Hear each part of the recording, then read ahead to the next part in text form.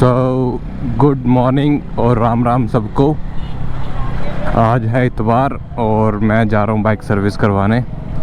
Actually अभी 1000 kilometre के आसपास का रेंज रहता है जब सर्विस करवाने को, लेकिन मैं अभी सर्विस करवा रहा हूँ क्योंकि नेक्स्ट वीक 2 छुट्टियाँ आ रही हैं, तो सोच रहा हूँ कहीं घूमने जाऊँ।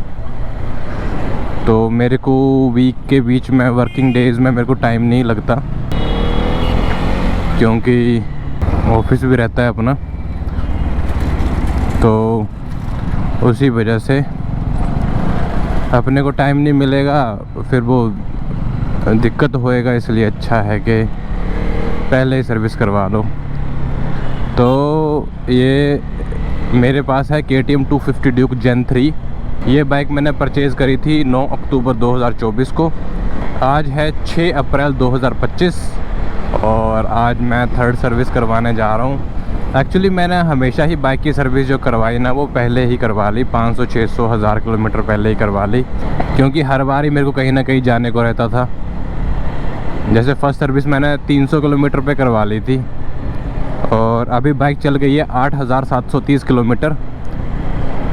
हाँ, उस हिसाब से 10,000 किलोमीटर पे थर्ड सर्विस होनी चाहिए थी, लेकिन भी 1300 किलोमीटर रह रहे हैं। तो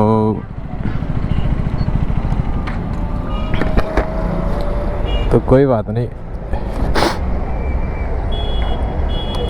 इसमें मेंटेन भी रहेगी बाइक और बाकी चीज़ें भी बढ़िया रहेंगी। ठीक है, अगली सर्विस के टाइम पे देखेंगे कि कैसा रहता है।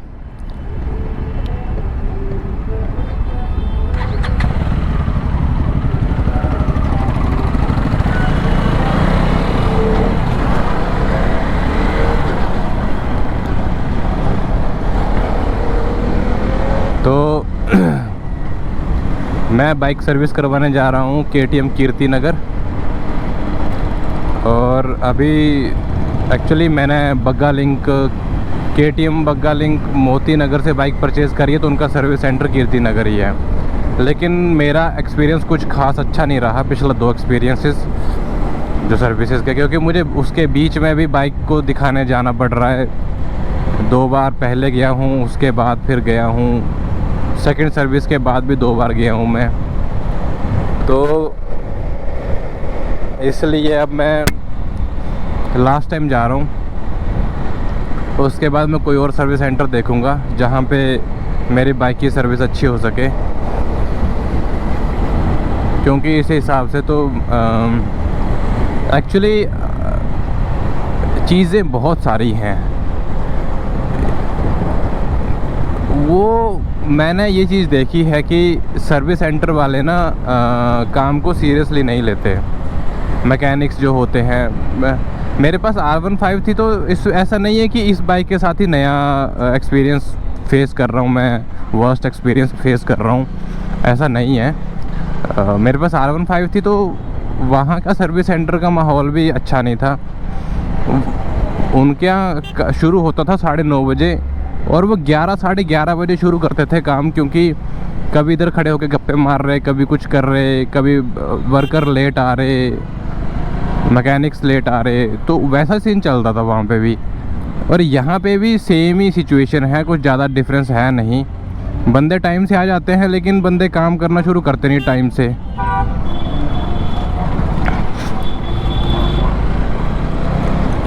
ऐसे कहते हैं जी अभी मैकेनिक्स नहीं है, टाइम लगेगा इसमें, और ख़ुद मैकेनिक होके वो इस तरह की बेहुदा बातें करते हैं। तो मेरा एक्सपीरियंस बहुत बुरा रहा।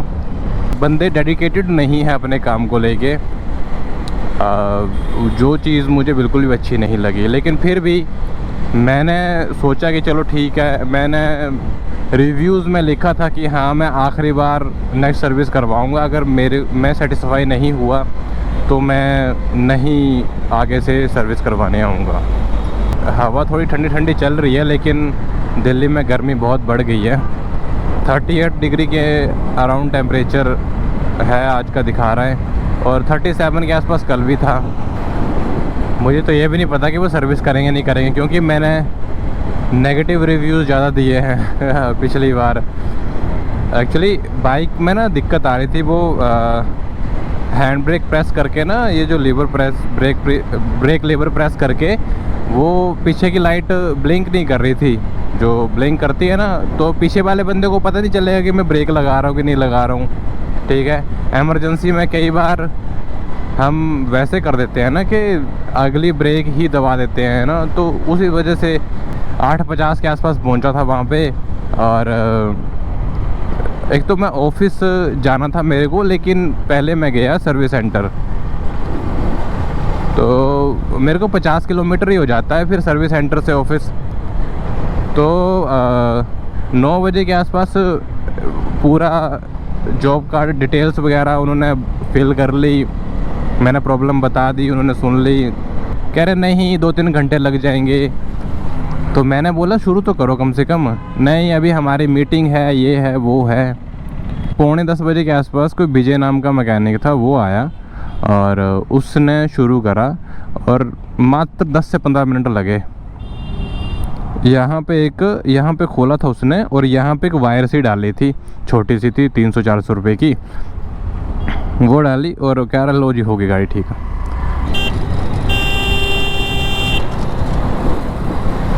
ढक्कन लोग देखना भी नहीं होता उन्होंने कि हाँ सामने से वो गाड़ी आ रही है, सेलिब्रिटी की तरह चल रहे हैं भाई। देखना भी नहीं है कि इधर उधर से कि गाड़ी आ रही है। ओवर क्रॉसर तो पता नहीं क्यों ही दे रखा भाई, बेवकूफ़ सरकार है और जो ओवर क्रॉसर दे रखा है।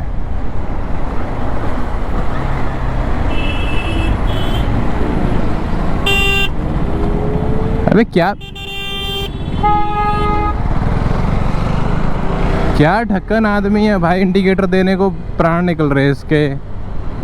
पहुंचने वाला हूँ सर्विस सेंटर, अभी हो रहा टाइम 8:47, तो 8:48 पे मैं पहुंच गया हूँ। ये रहा सर्विस सेंटर, 8:48 पे मैं पहुंच गया हूँ। चलो देखते हैं कब तक मेरी बाइक तैयार होगी।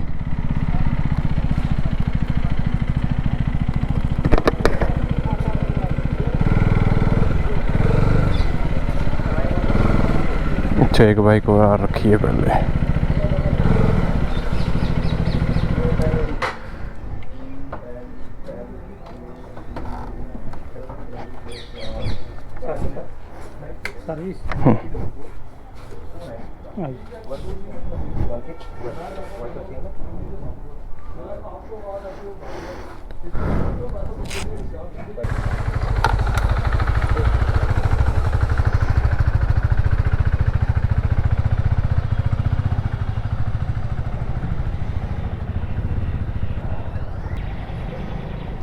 तो अभी टाइम हो रहा है 11:43 और बाइक सर्विस हो गई है।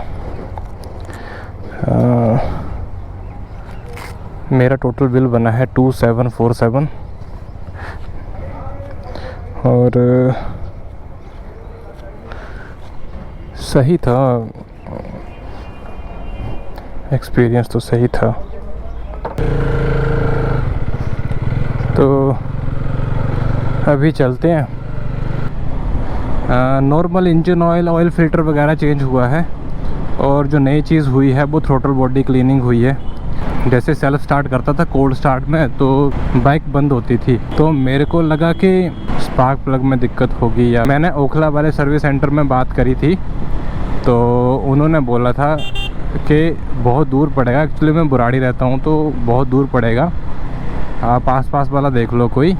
तो मैंने उनसे पूछा कि एक्चुअल में क्या लगता है, क्या प्रॉब्लम हुई होगी। तो उन्होंने बोला कि थ्रोटल बॉडी क्लीन होगी प्रॉपर तरीके से, पता नहीं बाहर निकाल के क्लीन हो गया, ऐसा कुछ बोला था। लेकिन इन्होंने वैसे करा नहीं, लेकिन ये सिस्टम भी बढ़िया है थ्रोटल बॉडी क्लीनिंग का जो इन्होंने करा। तो उन्होंने फिर बाद में मुझे डांटा भी, मैकेनिक ने। पिछली बार कंप्लेंट करी थी तो शायद उसका बदला लिया होगा। मेरे को डांटा भी, बोला कि और डलवाओ local petrol in the sense कि उन्होंने बोला कि एक्सपी जो स्पीड वाला पेट्रोल रहता है ना, वो वाला डलवाओ। वो BS6 की जो KTM की बाइक्स जो भी आ रही हैं उनमें वही डलवाओ, नहीं तो थ्रोटल बॉडी में दिक्कत आएगी, बाइक बंद होगी। कह रहे थोड़े टाइम अगर आप इसको सीरियसली नहीं लोगे तो ये प्रॉब्लम बढ़ती जाएगी और बाइक मिसिंग भी मार सकती है। तो मैं क्या ही बोलता, मैंने कहा ठीक है भाई। तो मैंने बोला कि जो मैंने टैंक फुल करवा रखा है उसका क्या करूं, निकलवा दूं? उसने बोला नहीं, निकलवाने की ज़रूरत नहीं है, इसको चलाओ। और मैंने कहा उसके बाद खाली करवाऊं, साफ़ सुफ करवाऊं टैंक को, क्या नहीं? तो उसने बोला नहीं, ज़रूरत नहीं है, बस नया वाला पेट्रोल डलवाना शुरू कर दो। नया वाला इन द सेंस कि पावर वाला पेट्रोल डलवाना शुरू कर दो। मैंने कहा ठीक है भाई। मैंने कहा किसी ने सजेस्ट ही नहीं करा, कभी भी बताया ही नहीं यार। ये सारी चीज़ें तो जब हम बाइक ख़रीदते हैं, कोई भी व्हीकल ख़रीदते हैं, तब बतानी चाहिए ना कि भाई ये चीज़ें तुम्हें ध्यान रखनी पड़ेंगी, अपने को दिक्कत थोड़ा ना होगी कोई भी। अब नहीं डलवाएंगे नॉर्मल वाला पेट्रोल, वो वाला पेट्रोल भी डलवा के देख लेते हैं।